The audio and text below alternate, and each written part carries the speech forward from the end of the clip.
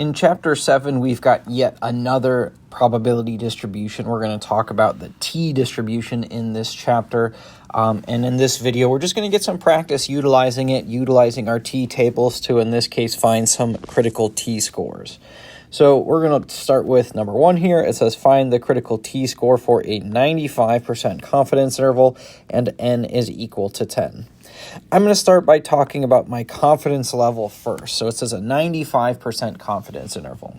Now, if I was to go and sketch this curve, I know that the student's t-distribution looks relatively similar to the normal distribution. Of course, there's some differences here, but in particular, it's unimodal and symmetric. For our purposes, the rough sketch will look pretty identical.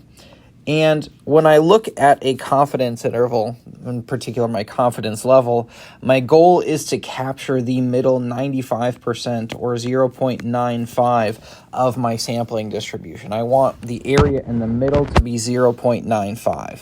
Now when I go to look at my table here in just a moment, it's going to ask me about the area in the tails, either the area in one tail or the area in two tails. And we can kind of think about it from either point of view.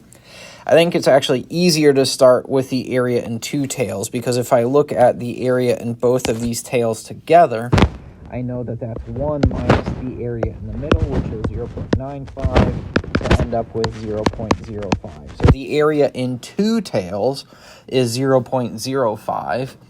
I could, if I wanted to, just cut that in half. Since I know that this curve is symmetric, I know that the area in just one of those tails then would be 0.05 divided by 2 to get 0.025 in both the right and the left side, so 0.025. So in a second, when we jump over to the table, we can either use a two-tail area of 0.05 or a one-tail area of 0.025. It actually doesn't make a difference. It'll actually be the same numbers that we're looking at. So either one of those is fine.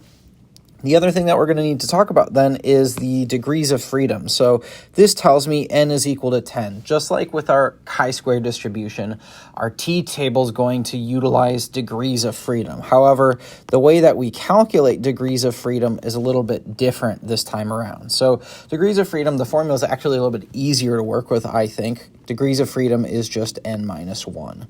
So in this case, 10 minus 1, we have 9 degrees of freedom in this case.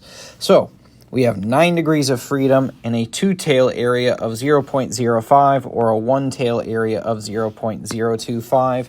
We should have everything we need then to go ahead and look at our table. So I'm going to hop over there real quick. So we said, first of all, 9 degrees of freedom. If you look at our table, first of all, it should look pretty familiar to what we've been talking about in the chi-square table, where we have over here on the left-hand side, we've got all of our degrees of freedom. So we're looking at 9 degrees of freedom, which means we really only need to pay attention to this row right here. And then if I look at the pictures above, it actually kind of shows you, the left tail test, the right tail test, and the two tail test, whether we're talking about one tail or whether we're talking about two tails. If I look above right here, this row right here above at the very top is going to show the area in one tail and the area in two tails. And we said the area in two tails was 0.05, or if we thought about it as a one-tailed area, that would be 0.025. So it's the same exact column, doesn't really matter. I know that that's the column that I'm looking at, and then of course I want the intersection between those two. So in this case, my critical T star will be 2.26. So if I hop back to my problem here, my T star was equal to 2.26. There it is.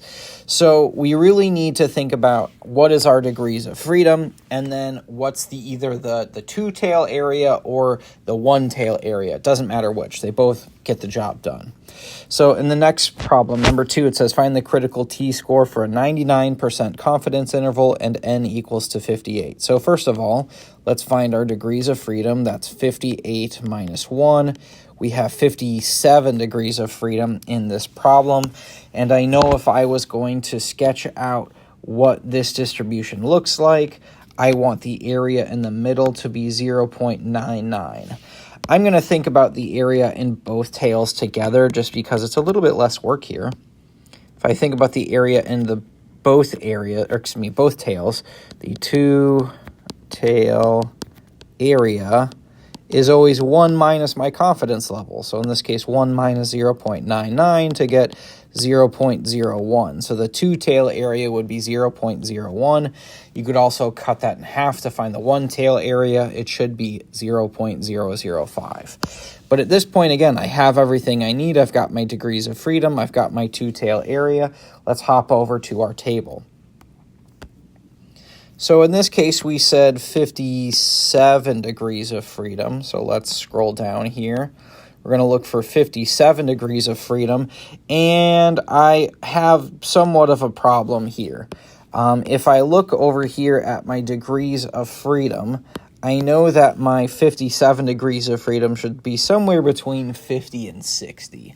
But our table isn't quite as detailed. It's not going to have every single possible case because we've got theoretically an infinite number of different sample sizes that we could use.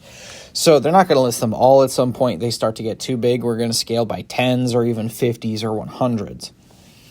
So if I look at this, when we talk about degrees of freedom, you are only ever allowed to go down for degrees of freedom. You are not allowed to go up. So in this case, even though normally I would say, well, 57 rounds up to 60, when we talk about our degrees of freedom, we always go down. So 57 does not appear in our table. The next highest number that we use, though, is 50. So we're going to be looking at this row right here. So we're looking at 50 degrees of freedom. This is the row that I want to use. And then we said we had a 99% confidence interval, which means a two-tail area then of 0.01. So this is what I'm looking at, which means that my critical T-star for this problem would be 2.68. So my T-star being 2.68 right here. Let's go ahead and mark it down.